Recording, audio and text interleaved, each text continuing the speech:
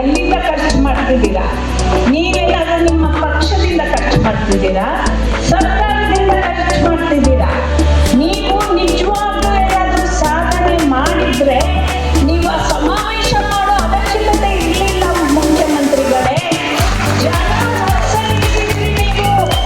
ನಾವು ಎಲ್ಲ ಕಡೆ ಹೇಳ್ಕೊಂಡು ಬರ್ತಿದ್ವಿ, ನಮ್ಮ ಸರ್ಕಾರ, ನಮ್ಮ ಮುಖ್ಯಮಂತ್ರಿಗಳು, ನಮ್ಮ ಸಾರಿಗೆ ಸಚಿವರು ನಮಗೆ ಇಷ್ಟೊಂದು ಒಳ್ಳೆ ಕೆಲಸ ಮಾಡಿದ್ದಾರೆ ಅಂತ ಜನ ಮಾತಾಡ್ತಿದ್ರು. ನೀವು ಸಮಾವೇಶಗಳು ಮಾಡಿ ನಿಮ್ಮ ಗ್ಯಾರಂಟಿ ಯೋಜನೆಗಳ ಬಗ್ಗೆ ಮಾತಾಡೋ ಅವಶ್ಯಕತೆ ಇರಲಿಲ್ಲ. ನಿಮ್ಮ ನಾಯಕರು ನಮ್ಮ ಮೇಲಿಂದ ಕರೆಸಿ ಇದೆಲ್ಲ ಪ್ರದರ್ಶನ ಮಾಡೋ ಅವಶ್ಯಕತೆ ಇರಲಿಲ್ಲ. ಇವತ್ತು ನೀವು ಗ್ಯಾರಂಟಿ ಯೋಜನೆಗಳನ್ನ ಕೊಟ್ಟಿದ್ದೀರಾ. ಶಕ್ತಿ ಯೋಜನೆ ಅದರಲ್ಲಿ ಮೊದಲನೇದು. ಆ ಶಕ್ತಿ ಯೋಜನೆನ ಜಾರಿ ಮಾಡಿದವ್ರು ಯಾರು? ನಮ್ಮ ಜನ. ಖಾಕಿ ಪ್ಯಾಂಟು ಶರ್ಟು ಹಾಕೊಂಡು ಬಂದು ಕೆಲಸ ಮಾಡ್ತಿರೋಂಥ ನಮ್ಮ ಹೆಣ್ಮಕ್ಳು, ನಮ್ಮ ಸಾರಿಗೆ ನೌಕರರು. ಏನ್ ಅನ್ಕೊಂಡಿದ್ದೀರಾ ನಮ್ಮ ಕಾರ್ಮಿಕರನ್ನ ನೀವು?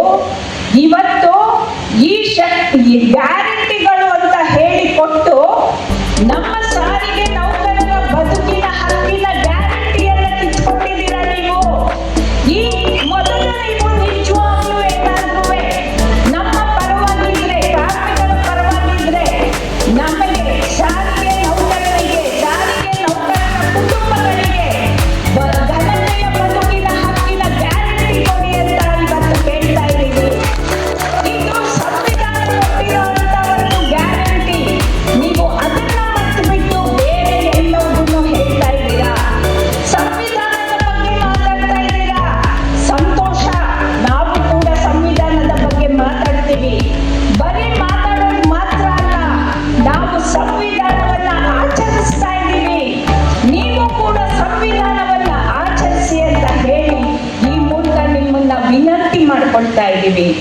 ಹಾಗಾಗಿ ನಿಮ್ಮನ್ನ ಇವತ್ತು ಮತ್ತೊಮ್ಮೆ ನಾವು ಹೇಳ್ಕೊಳ್ತಾ ಇರೋದು, ಇನ್ನೂ ಕಾಲ ಮಿಂಚಿಲ್ಲ, ಸಮಯ ಕೊಟ್ಟಿದ್ದೀವಿ. ನಮಗೆ ಮುಷ್ಕರ ಮಾಡಿ ಜನರಿಗೆ ತೊಂದರೆ ಕೊಡಬೇಕು ಅನ್ನೋದು ಖಂಡಿತ ಇಲ್ಲ. ನಮ್ಮ ನೌಕರರಿಗೂ ತೊಂದರೆ ಆಗಬಾರ್ದು, ಸಾರ್ವಜನಿಕರಿಗೂ ತೊಂದರೆ ಆಗಬಾರ್ದು. ಹಾಗಾಗಿ ನೀವು ಈ ಸರ್ಕಸ್ ಎಲ್ಲ ಬಿಟ್ಬಿಡಿ. 20 ಇದ್ದಿದ್ದು 19 ಇದ್ದಿದ್ದು 20, ಈ ಸರ್ಕಸ್ ಎಲ್ಲ ಮಾಡಕ್ ಹೋಗ್ಬೇಡಿ. ಅದ್ರ ಬದಲು ಒಂದ್ ಸ್ವಲ್ಪ ನಮ್ಮ ಜಂಟಿ ಕ್ರಿಯಾ ಸಮಿತಿಯವ್ರ ಜೊತೆ ಮಾತಾಡಿ. ಕಟ್ಟಿ ಮಾತಾಡೋಕೆ ಏನಾಗಿದೆ? ಯಾಕೆ ಹಠ ಮಾಡ್ತಿದ್ದೀರಾ? ನಮ್ಮ ಮಕ್ಕಳಾದ್ರೂ ಪರವಾಗಿಲ್ಲ, ಹಠ ಮಾಡಬೇಡ ಅಂದ್ರೆ ಮಾಡೋದಿಲ್ಲ. ನೀವ್ಯಾಕೆ ಸ್ವಾಮಿ ದೊಡ್ಡವರಾಗಿ ಈ ತರ ಹಠ ಮಾಡ್ತಿದ್ದೀರಾ? ಹಠ ಮಾಡಬೇಡಿ. ದಯವಿಟ್ಟು ಮಾತಾಡಿ, ಸಮಸ್ಯೆಗಳನ್ನ ಇತ್ಯರ್ಥ ಮಾಡಿ. ನೀವು ದೊಡ್ಡವರು, ನಿಮಗೆ ನಾವು ಏನು ಹೇಳಕ್ಕಾಗೋದಿಲ್ಲ. ಹಾಗಾಗಿ ಇವತ್ತು ನಾವು ಈ ಸಭೆಯ ಮೂಲಕ ಕೇಳ್ತಾ ಇರೋದು, ಇನ್ನೊಂದು ವಿಷಯ ನಾನು ಮರ್ತ್ಬಿಟ್ಟಿದ್ದೆ. ನಮ್ಮ ಅವಧಿ, ವೇತನ ಪರಿಷ್ಕರಣೆಯ ಅವಧಿಯನ್ನ ನೀವು ಮುಂದೂಡ್ತಾ ಇದ್ದೀರಾ. ಯಾಕೆ ಮುಂದೂಡ್ತಿದ್ದೀರಾ? ನಾವು ಏನಾದ್ರು ಅಕಸ್ಮಾತ್ ನಿಮ್ಮ ಸರ್ಕಾರದ ಅವಧಿ 5 ವರ್ಷ ಇದೆಯಲ್ಲ, ಇವತ್ತು ನಾವು ಕೂಡ ನಿಮ್ಮ ಸರ್ಕಾರದ ಅವಧಿಯನ್ನ ಯಾರಾದ್ರೂ ಬಂದು 3 ವರ್ಷ ಮಾಡ್ತೀವಿ ಅಂದ್ರೆ ನೀವು ಒಪ್ಕೋತೀರಾ? ಅದನ್ನ ಒಪ್ಕೋತೀರಾ? ಹೇಳ್ಬಿಡಿ. ಸಾಧ್ಯನೇ ಇಲ್ಲ. ನೀವು ಇವತ್ತು ಕುರ್ಚಿಗಾಗಿ ಎಲ್ಲರೂ ಜಗಳ ಆಡ್ತೀರಾ. ನಾವು ಕುರ್ಚಿಗಾಗಿ ಜಗಳ ಆಡ್ತಿಲ್ಲ. ನಮ್ಮ ಹೊಟ್ಟೆಯ ಹಸಿವಿಗಾಗಿ ನಾವು ಅದನ್ನ ನೀತಿ ಅಂತ ಕೇಳ್ತಾ ಇದ್ದೀವಿ. ನಮ್ಮ ಮಕ್ಕಳ ಶಾಲೆಗೆ ಕಳಿಸೋಕ್ಕೋಸ್ಕರ, ನಾವು ಫೀಸ್ ಕಟ್ಟಕ್ಕೋಸ್ಕರ ನಾವು ಕೇಳ್ತಾ ಇದ್ದೀವಿ. ನಾವು ಬಂಗ್ಲೆ ಕಟ್ಟಿಸ್ಕೊಳಕ್ ನಾವು ದುಡ್ಡು ಕೇಳ್ತಾ ಇಲ್ಲ ಸ್ವಾಮಿ. ಅದಕ್ಕೆ ನಾವು ಹೇಳ್ತಾ ಇರೋದು, ದಯವಿಟ್ಟು ನಾವು ಏನು 4 ವರ್ಷಗಳಿಗೊಮ್ಮೆ ವೇತನ ಪರಿಷ್ಕರಣೆ ಆಗ್ಬೇಕು ಅಂತ ಕೈಗಾರಿಕಾ ಒಪ್ಪಂದದಲ್ಲಿ ಇದೆ, ಅದನ್ನ ಮಾಡಿ. ನೀವು ಯಾವಾಗಲೂ ಯಾಕೆ ಹಿಂದಿನ ಸರ್ಕಾರ ಅನ್ನೋ ಕಡೆ ನಾವು ಬದುಕುವಂತ ಶಕ್ತಿ ನಮಗಿದೆ. ನಾವು ಶ್ರಮಜೀವಿಗಳು, ರಕ್ತ ಇದೆ ನಮಗೆ. ಹಾಗಾಗಿ ನೋಡಿ, ಇದೀ ಇವತ್ತು 1,15,000 ಜನ ಮುಷ್ಕರಕ್ಕಿಳಿದ್ರೆ ಯಾವ ನಿಮ್ಮ 4,000 ಬಸ್ ಬೇಕಾಗಿರೋದು ನಿಮಗೆ ಯಾರು ಬರೋದಿಲ್ಲ. ಹಾಗಾಗಿ ನಾವು ಹೇಳ್ತಿದೀವಿ, 19ನೇ ತಾರೀಕು ನಿಮಗೆ ಸುಲಭ ಇಲ್ಲ. 19ನೇ ತಾರೀಕು ನಾವೆಲ್ಲರೂ ಬರ್ತೀವಿ. ಅಲ್ಲಿ ಹೆಣ್ಮಕ್ಳು ಬರ್ತೀವಿ. ನಿಮ್ಮ ಏನು ಶಕ್ತಿ ಯೋಜನೆ ಇದೆ, ಶಕ್ತಿ ಯೋಜನೆ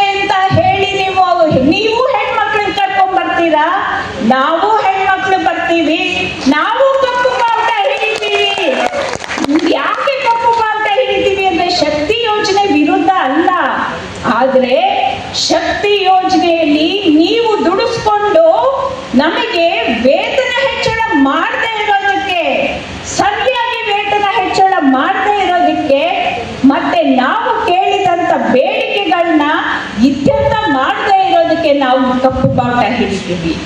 ಹಾಗಾಗಿ ಸರ್ಕಾರಕ್ಕೆ ಮತ್ತೊಮ್ಮೆ ಹೇಳ್ತಾ ಇದ್ದೀವಿ, ದಯವಿಟ್ಟು ನಮ್ಮನ್ನ ರೇಗಿಸ್ಬೇಡಿ, ಇನ್ನಷ್ಟು ರೇಗಿಸ್ಬೇಡಿ, ನಮ್ಮ ತಾಳ್ಮೆಯನ್ನ ಪರೀಕ್ಷೆ ಮಾಡಬೇಡಿ. ನಾವು ಕಾರ್ಮಿಕರು, ನಾವು ಸಿಡಿದಿದ್ರೆ ಮತ್ತೆ ನಿಮ್ಮ ಕುರ್ಚಿ ಅಲುಗಾಡುತ್ತೆ.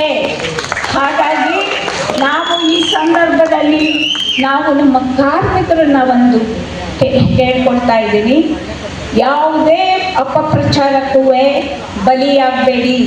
ಇನ್ನು ಮುಂದೆ ಇನ್ನೂ ಹೆಚ್ಚೆಚ್ಚು ಅಪಪ್ರಚಾರಗಳನ್ನ ಮಾಡ್ತಾರೆ, ಒಳಗಡೆನೂ ಮಾಡ್ತಾರೆ, ಹೊರಗಡೆನೂ ಅಪಪ್ರಚಾರ ಮಾಡ್ತಾರೆ. ಇವ್ರೇನಾದ್ರೂ ಮನುಷ್ಯ, ಇವರು ಆ ಥರ ಹೇಳಿದವರು, ಅವ್ರು ಯಾರೋ ನನಗೆ ಗೊತ್ತಿಲ್ಲ, ಅವ್ರು ಯಾರಾದರೂ ಇರಲಿ, ಅವ್ರೇನಾದ್ರೂ ನಿಜವಾಗ್ಲೂ ನೌಕರರ ಪರವಾಗಿದ್ದಾರ ಅನ್ನೋದನ್ನ ನಾನು ಈ ಸಂದರ್ಭದಲ್ಲಿ ಕೇಳ್ತಾ ಇದ್ದೀನಿ. ಅಂಥವ್ರು ಯಾರೇ ಇದ್ರೂ ಕೂಡ ಅವ್ರು ಯಾರು ಕೂಡ ನಮ್ಮ ಸಾರಿಗೆ ನೌಕರರ ಪರವಾಗಿರೋರಲ್ಲ.